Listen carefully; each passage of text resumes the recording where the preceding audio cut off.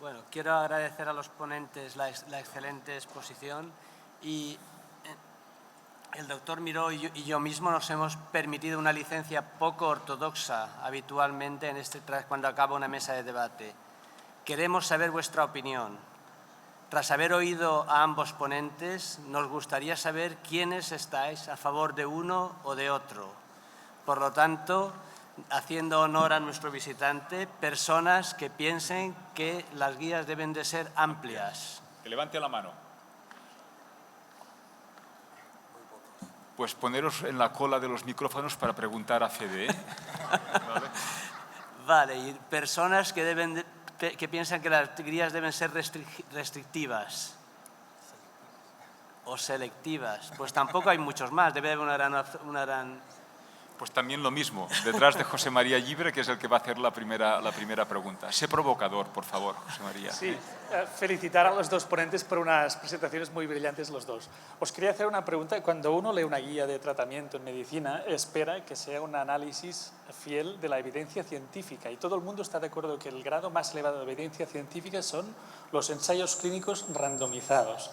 ¿Qué pasa cuando una guía hace una recomendación final que incluye o va en contra de los resultados de los ensayos clínicos?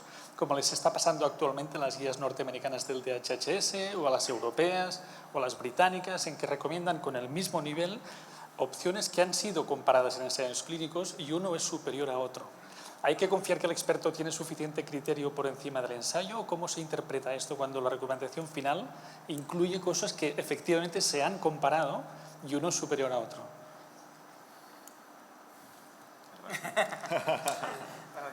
Hombre, lo cierto es que... Se oye, sí. Lo cierto es que cuando, por ejemplo, el DHHS publicó sus guías y yo fui al texto una vez que vi las tablas y dije, vamos a ver, es verdad, esto es así, ¿cómo lo justifican? Y bueno, pues la verdad es que no es que lo justifiquen muy bien para mi gusto, pero probablemente en el fondo todo son cuestiones, estamos moviéndose en cuestión de matices.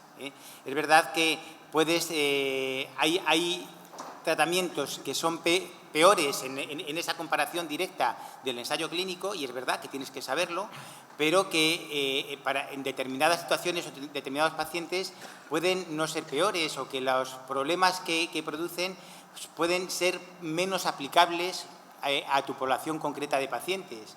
Y por lo tanto, bueno, pues puedes hacer matizaciones. Sin irnos a la situación actual de los fármacos, en su momento, lopinavir ritonavir en un ensayo clínico salió inferior en eficacia a efavirenz y ninguna guía lo quitó. Y no lo quitaron porque decían, bueno, tiene otras ventajas que es la barrera genética y, bueno, el problema en algunos casos había también lo de la lipodistrofia. Y se mantuvo pensando en que hay otras ventajas más allá de la eficacia que pueden tenerlo. La cuestión, yo creo que es muy importante en las guías que lo que hagas lo justifiques. Sí, yo agregaría a lo que dijo Federico que los ensayos clínicos que se refería el doctor Llibre recién tienen un endpoint primario, que en general suele ser digamos, la proporción de pacientes que alcanzan menos de 50 copias a 48 semanas, últimamente con un análisis intención de tratar expuestos siguiendo el enfoque snapshot de la FDA, etcétera, etcétera. Es decir, una cosa que, por supuesto, atiende a lo más importante que tenemos en terapia antirretroviral, que es la eficacia. Pero luego tiene una serie de endpoints secundarios que entonces cuando uno entra a mirar las comparaciones, ya olvidemos las drogas más viejas, pero con las drogas más modernas, básicamente, lo que uno encuentra es que las ventajas, cuando hay casos de superioridad, como efectivamente dolutegravir ha demostrado, por ejemplo, con darunavir, dolutegravir ha demostrado también con efavirenz, como en su momento darunavir demostró sobre lopinavir, etc. Estas ventajas están ligadas específicamente al tema de la intolerancia.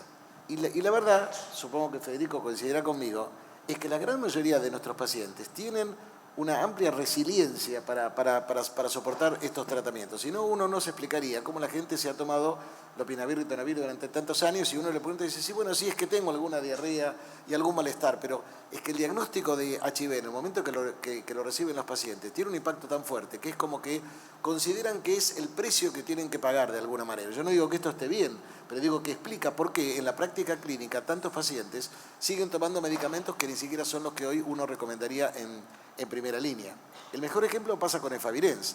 Hay pacientes que son muy intolerantes a Efavirenz y que uno al poco tiempo, ¿verdad?, tiene que suspenderlo porque dice, doctor, quíteme esto porque no tengo ningún motivo, pero estoy todo el tiempo pensando en matarme, estoy deprimido, no puedo dormir, etc. Cuando uno pone un paciente en un estudio de switch, es decir, el paciente está estable en su tratamiento con Efavirenz y le quita el Efavirenz, el paciente viene un mes más tarde y dice, doctor, recién ahora me doy cuenta qué miserable era mi vida. Pero esto que les estoy contando son datos de la vida real. O sea, él entendía que tenía que estar como estaba porque, bueno, tiene HIV y entonces no tiene más remedio. Entonces, le doy la razón a Federico en el sentido que si uno tiene opciones a donde la intolerancia ya no es el factor fundamental, pues por supuesto puede elegirlas. La limitación está, como siempre vemos, en el tema del costo, ¿no? Juan, que veo que te lo has pensado. Sí, me lo he pensado, no, es que era muy en la línea de lo que ha dicho Pedro Can. No, yo dos cositas.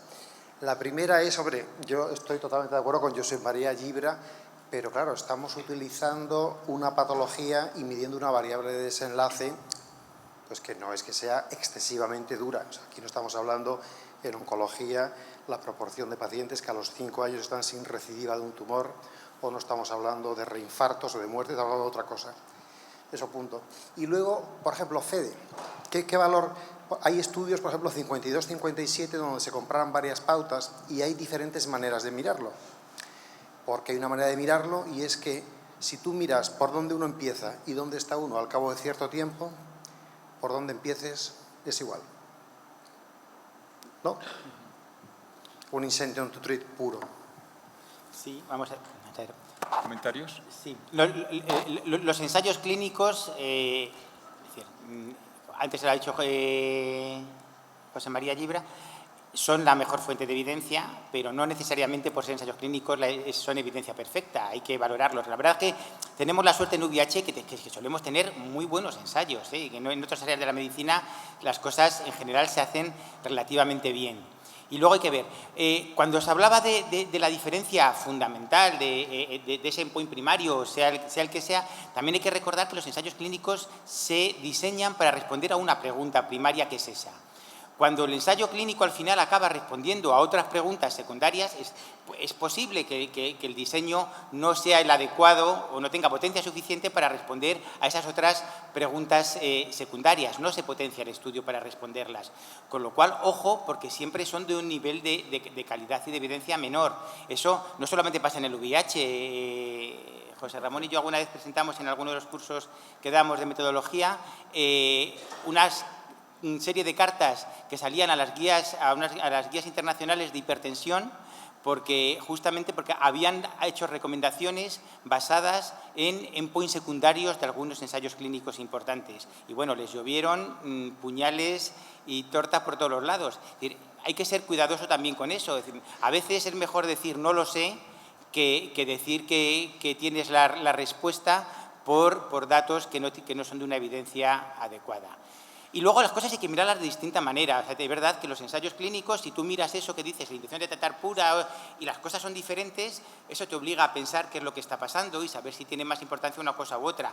La metodología nos dice que todos los ensayos tienen que dar datos de intención de tratar. Que si haces no inferioridad o equivalencia es muy importante que miren los datos por protocolo y a ser posible que coincidan. Es decir, hay que verlo. O sea, no vale con un ensayo clínico el análisis del mismo endpoint, hablo del endpoint primario, pero el análisis, solo un tipo de análisis. Las revistas, las agencias reguladoras piden análisis de sensibilidad que te permiten ver un poco mejor la realidad. Yo creo que hay que ser capaces de eso, de mirarlo y si hay diferencias, lo que pasa es que generalmente no las hay o no son muy importantes. Cuando las hay es cuando hay que encender la alerta.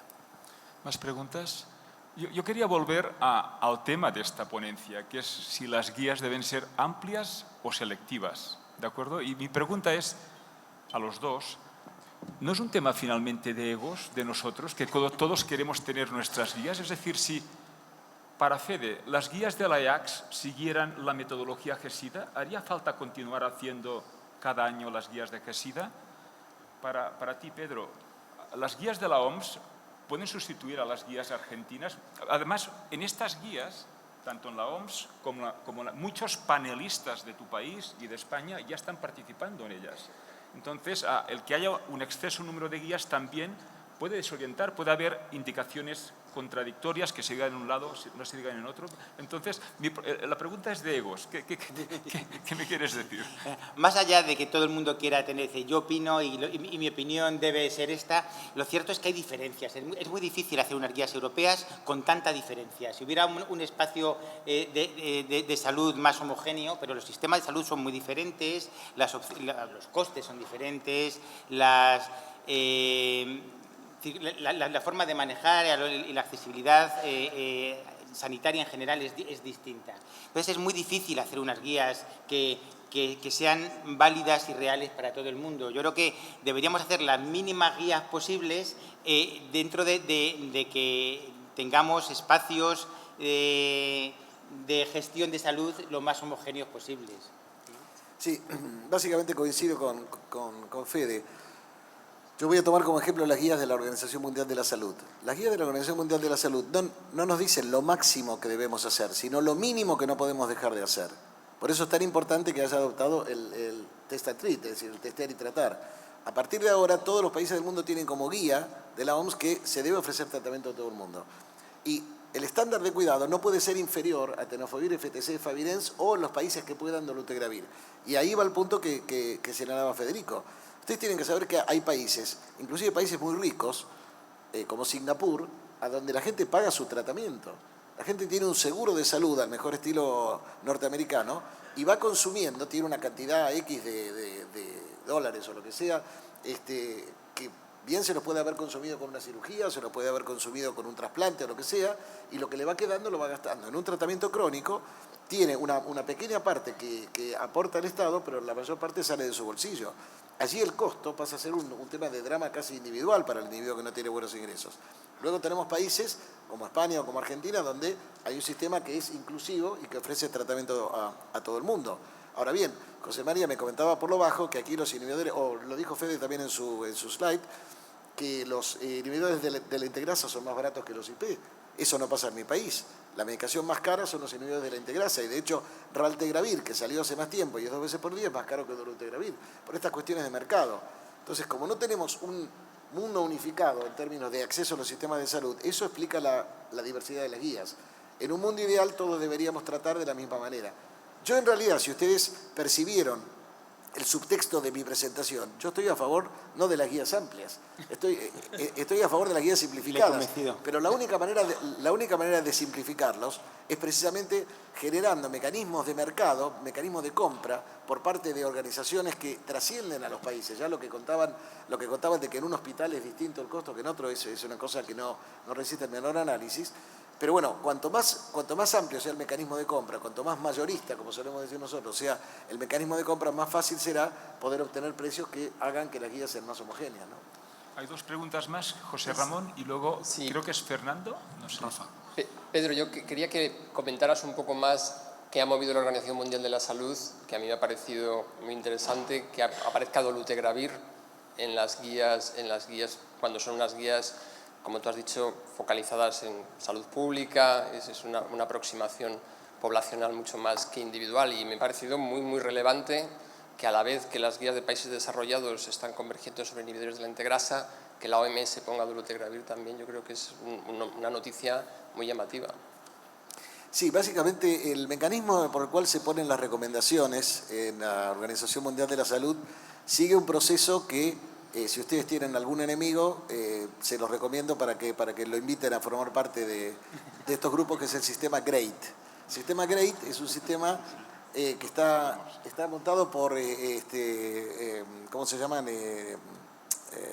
Metodólogos, perdón, no me salía la palabra, por metodólogos que no importa que conozcan o no el tema del cual están tratando, ellos lo que hacen es todo un proceso en el cual se va buscando un consenso entre los panelistas para definir de acuerdo al grado de evidencia, etc. Y basado en el grado de evidencia, y basado en el hecho que dolutegravir demostró ser no inferior a raltegravir y superior a favirenz y superior a darunavir, etcétera, y las características, etcétera, se llegó a la conclusión que dolutegravir podría ser elegible. Luego viene la implementación, y la implementación, ahí la barrera nuevamente es el costo, pero coincido contigo que ha sido un paso adelante muy importante, porque en la medida en la que esto pueda ser posible, obviamente vamos a contar con un esquema de tratamiento que casi no requiere, salvo por el tenofovir, casi no requiere monitoreo.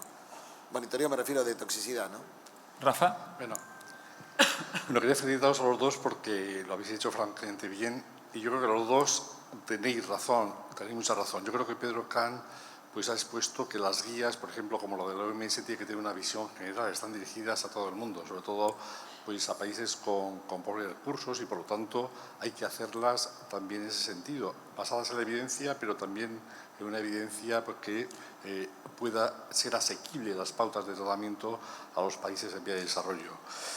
Las guías GESIDA están hechas, como muy bien ha dicho Fede, para el contexto, para nuestro país, ni siquiera para Latinoamérica, están hechas para nuestro país. Y son unas guías que son defendibles porque están basadas en la evidencia.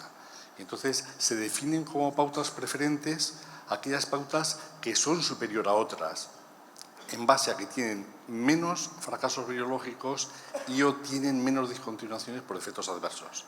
Y de hecho yo creo y defiendo las guías de GESIDA como modelos de guías que están basadas en la evidencia científica porque han demostrado que los inhibidores de la integrasa son superiores a los IPs y a los no nucleósidos en la forma porque están definidas.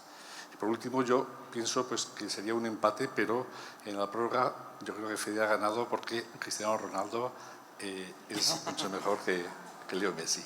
Muchas gracias. Sí. ¿Hay más preguntas? Quizá para acabar, una última pregunta a los dos ponentes hablando de, porque todos leemos estos ensayos clínicos basados en la evidencia, y por qué algunas guías aún mantienen fármacos potenciados ahora en un futuro con cobicistat y otras no. O sea, ¿qué papel creéis como primera opción que pueden tener los fármacos potenciados con cobicistat o la rilpivirina? Unos dicen ponen primera opción, otros, en el caso de GESIDA, no los contemplan como primera opción. Vamos a ver, en cuanto a la rilpivirina, el hecho de que en las guías de GESIDA aparezca como una alternativa no es aplicable solo a un subgrupo de pacientes grande, pero es un subgrupo que es carga viral. Eso lo puedes poner como preferente y un asterisco o lo puedes poner como alternativo. Es lo mismo. Si te lees el texto, al final es una opción para un grupo de pacientes. En cuanto al tema de cobicistat, no es exactamente... En las guías de GESIDA... cuando los inhibidores de proteasa quedan al mismo nivel con cobicistat o con ritonavir y se da ambas opciones. Eso ahora no ha cambiado. La posibilidad de utilizarlos es más reciente que las guías porque los tenemos de hace poco tiempo las coformulaciones de cobicistat y darunavir y ahora tazanavir, pero vamos, están incluidas. Yo creo que, bueno, que la evidencia con cobicistat frente a ritonavir, hay algunos ensayos, desde luego con atazanavir mayor, hablando de IPs, porque obviamente todo el desarrollo del vitegravir se ha hecho con cobicistat, ahí no hay duda.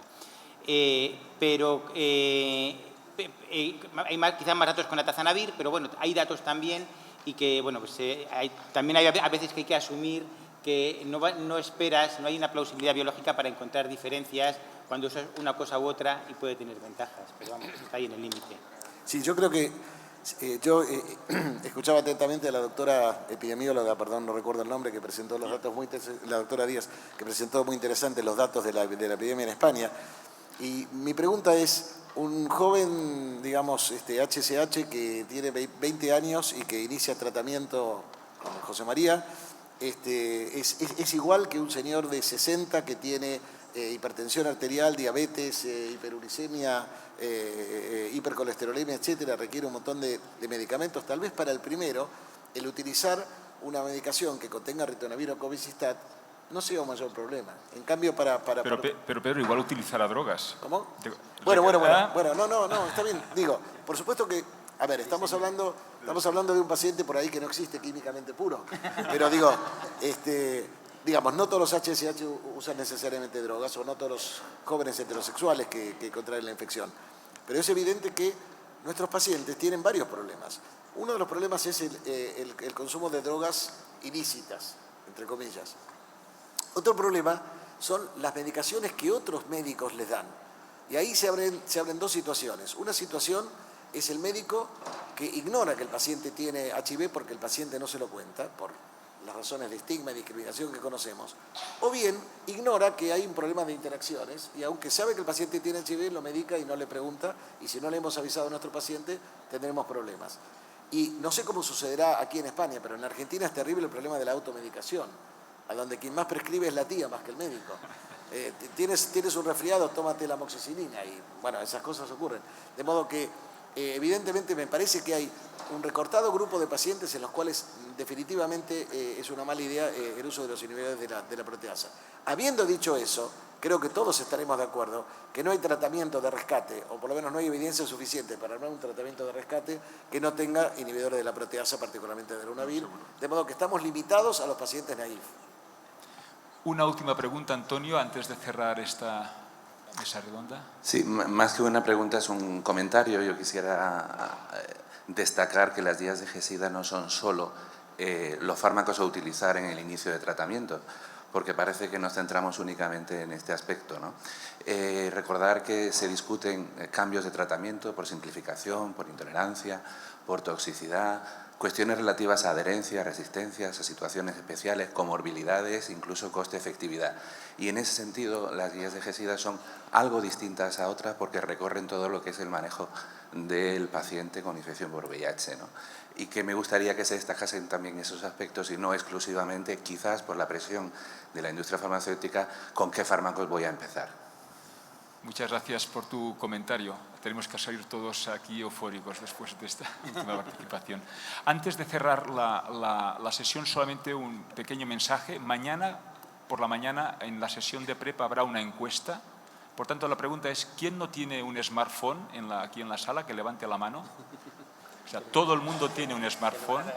Entonces, mañana no habrá televoting, es decir, la encuesta será a través de los móviles y aquellos que no se hayan bajado la app de GESIDA 2015, pues nada, tienen que ir al Apple Store, bajárselo y en el menú habrá una barrita que ponga encuesta PrEP.